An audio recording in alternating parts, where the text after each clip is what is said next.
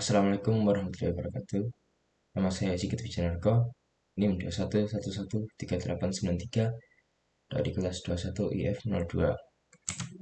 Kali ini saya akan membahas tentang privacy, security, ethics. Pertama, privacy. Privasi berkaitan dengan pengumpulan dan penggunaan data pribadi atau individu. Privasi merupakan hak seseorang untuk mengelola informasi, memberikan izin atau tidak terhadap informasi tersebut untuk diakses. 2. Security. Keterkaitan dalam keamanan.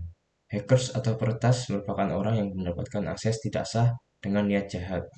Namun tidak semua peretas bersifat ilegal.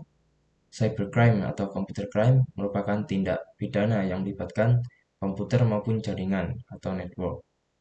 Berbagai kejahatan computer crime adalah sebagai berikut.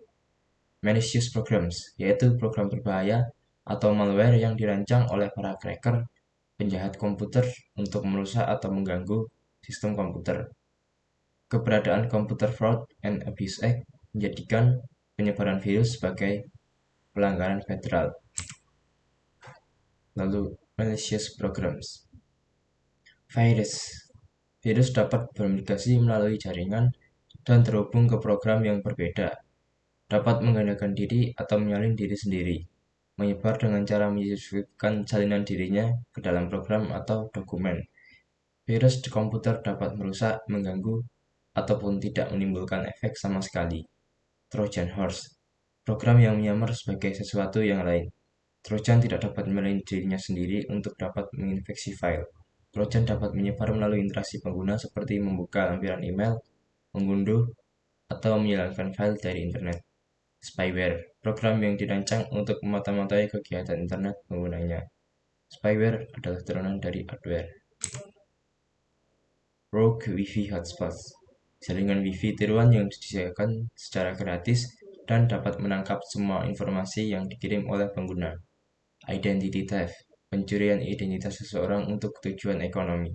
Phishing, upaya untuk mengelabui pengguna internet melalui situs web palsu, tetapi dibuat serupa dengan situs web yang asli atau web resmi. Internet scams, tindakan atau operasi penipuan untuk mengelabui seseorang supaya memberikan informasi pribadi maupun usaha untuk mendapatkan uang. Ketiga adalah ethics. Etika merupakan standar perilaku moral pedoman untuk penggunaan komputer yang dapat diterima secara moral. Contohnya adalah sebagai berikut. Copyright untuk memberikan hak kepada pembuat konten atas kontrol penggunaan dan distribusi karya. Software piracy, yaitu penyalinan dan distribusi perangkat lunak secara tidak sah.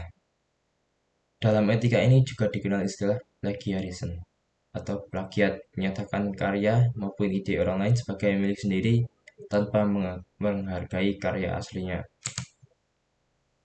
Terakhir adalah korelasinya dengan kehidupan sehari-hari. Contoh kasus kebocoran data baru-baru ini. 1. BPJS Kesehatan.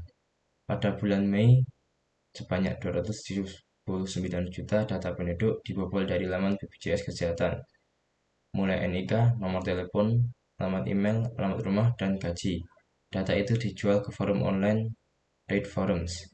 BPJS Kesehatan lalu melakukan langkah pengamanan titik akses dengan menutup akun dan melakukan investigasi. 2. BRI Life, sebuah perusahaan keamanan siber asal Israel, Hudson Rock, membeberkan adanya peretasan terhadap 2 juta data nasabah perusahaan asuransi BRI Life. Dari sampel yang diunggah ke forum online, terlihat datanya sangat lengkap. Ada data mutasi rekening, bukti transfer setoran asuransi, nomor KTP, tangkapan layar, perbincangan WhatsApp nasabah dengan pegawai BRI Life, dokumen pendaftaran asuransi, kartu keluarga, formulir pernyataan diri dan kesanggupan, bahkan lengkap dengan polis asuransi jiwa. 3. Aplikasi Electronic Health Alert Card (e-hack). VPN Mentor, situs yang fokus pada Virtual Private Network atau VPN, melaporkan adanya dugaan kebocoran 1,3 juta data e-hack. Data yang bocor tak hanya ada di KTP tapi juga sampai data hasil tes COVID-19, paspor, data rumah sakit, dan klinik yang telah melakukan pengetesan pada pengguna hingga data pembuatan akun e-hack. Sekian yang dapat saya sampaikan. Terima kasih.